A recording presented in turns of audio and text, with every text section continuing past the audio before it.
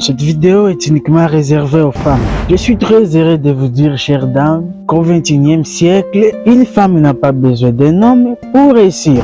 Bravo! La société vous a fait croire que pour être une femme respectée, il faut forcément être marié, il faut forcément avoir des enfants.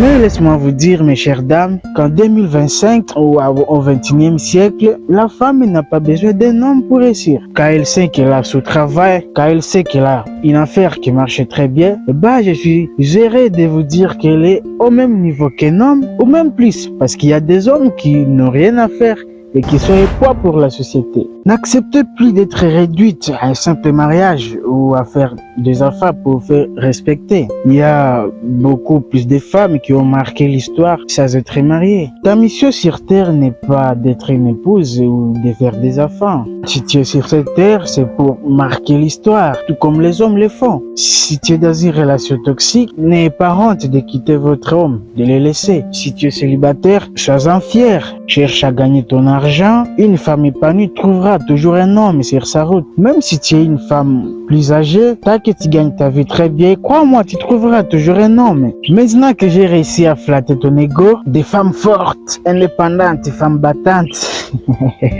laisse-moi te montrer que tu n'es que simple produit du capitalisme. En psychologie, il y a un phénomène qui s'appelle la fenêtre d'Overton. La fenêtre d'Overton désigne l'ensemble de notions, l'ensemble de critères moralement acceptables par la société à une période donnée. Dans les années 1500, rentrons un peu en arrière dans l'histoire. En 1500, tu pouvais aller au marché et dire que tu viens acheter des esclaves. C'était normal à cette époque. Acheter des esclaves, vendre des esclaves, c'était normal. C'était acceptable par la société dans les années 1500. Alors aujourd'hui, va au marché et dis que tu veux acheter des esclaves. Je te jure que tout le monde va te lécher. On va t'abattre, on va te tuer. Parce qu'aujourd'hui, ce n'est plus acceptable.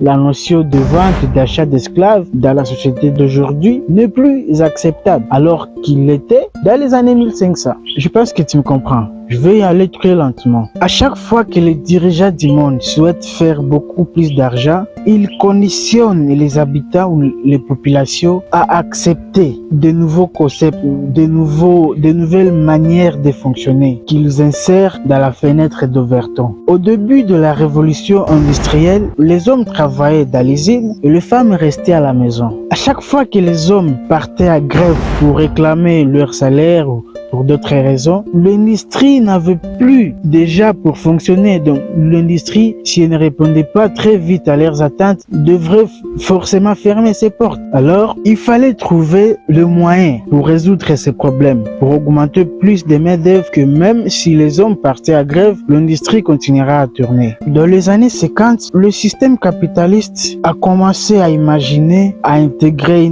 un nouveau concept dans la fenêtre d'Overton, c'est l'égalité homme-femme. Ils ont expliqué que le fait pour une femme de travailler, que c'était un excellent moyen pour les couples d'avoir deux salaires. Et les femmes se sentaient de plus en plus utiles dans le fait qu'ils aidaient leur mari à augmenter le revenu du couple. Un peu plus tard, quand cela a marché, désormais, le dirigeant du monde ne présentait plus la femme comme une aide à son homme. Ils ont commencé à leur dire que désormais, les femmes pouvaient gagner autant que les hommes. Et donc, la femme est passée d'une aide à son homme, d'une femme égale à l'homme. Vous voyez, donc, la femme était l'aide. Auparavant, la femme restait à la maison. L'homme travaillait, la femme restait à la maison. Et puis, ils ont fait croire que si la femme travaillait, c'était un excellent moyen d'augmenter les revenus de la famille. La femme est devenue une aide. Après, ils sont encore revenus, ils ont dit non, la femme peut aussi gagner autant que l'homme. Et donc, la femme devient égale à l'homme. Aujourd'hui alors, la fenêtre d'Overton a beaucoup évolué au niveau où on a fait croire à la femme que la femme n'a plus même besoin de l'homme. Elle n'est plus son aide, elle n'est plus son égal. Maintenant, elle n'a plus besoin. Elle n'a pas besoin d'un homme. Et c'est malheureusement la pensée qui tourne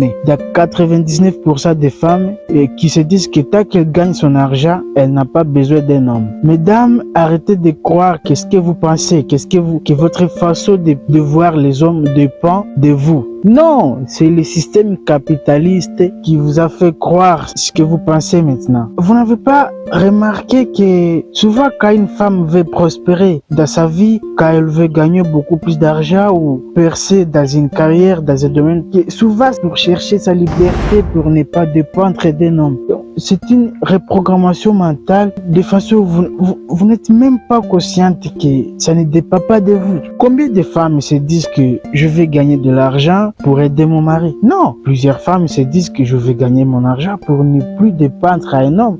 C'est comme si les hommes étaient devenus vos ennemis. Aujourd'hui, l'objectif premier de toutes les femmes qui font de tout leur possible pour gagner plus d'argent ou pour réussir leur vie, leur objectif premier c'est de combattre les hommes, c'est de s'opposer, c'est de se protéger des hommes. Et en même temps, ces mêmes femmes disent que les hommes sont devenus irresponsables.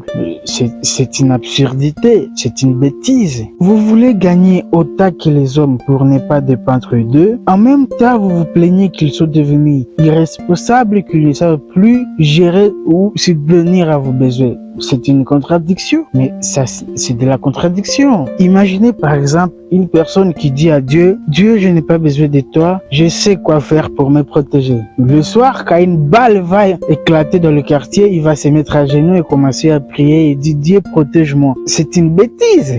C'est la raison pour laquelle aujourd'hui, beaucoup de femmes connaissent la dépression. Le capitalisme a fait croire aux femmes qu'elles sont égales aux hommes. Mais en même temps, ces femmes ressentent les besoins intérieurs d'un homme protecteur, d'un homme responsable à ses côtés. Je ne suis pas en train de dire qu'une femme ne doit pas avoir ses économies, ne doit pas gagner son argent. Non, je suis en train de demander aux pseudo-féministes pourquoi leur évolution dans la société a pour but de s'opposer aux hommes. Pourquoi leur objectif c'est de combattre les hommes. Pourquoi? Depuis quand les hommes et les femmes sont devenus des ennemis? Depuis quand? Pourquoi tu ne gagnes pas ton argent pour devenir une bonne épouse, une bonne mère pour tes enfants, mais tu te dis que tu veux gagner de l'argent pour te protéger des hommes? Écoutez, le capitalisme a utilisé la peur pour convaincre les femmes de devenir des ennemis des hommes. Le capitalisme vous a fait croire qu'une femme qui gagne sa vie honnêtement, très bien, n'a pas besoin d'un homme. C'est très faux. Il vous a fait croire qu'être soumise, c'est devenir un esclave pour un homme. Sauf qu'en essayant de gagner votre argent pour vous protéger des hommes, c'est vrai, vous n'allez pas devenir esclave des hommes, mais vous devenez esclave du capitalisme. Vous quittez un maître pour un autre. Où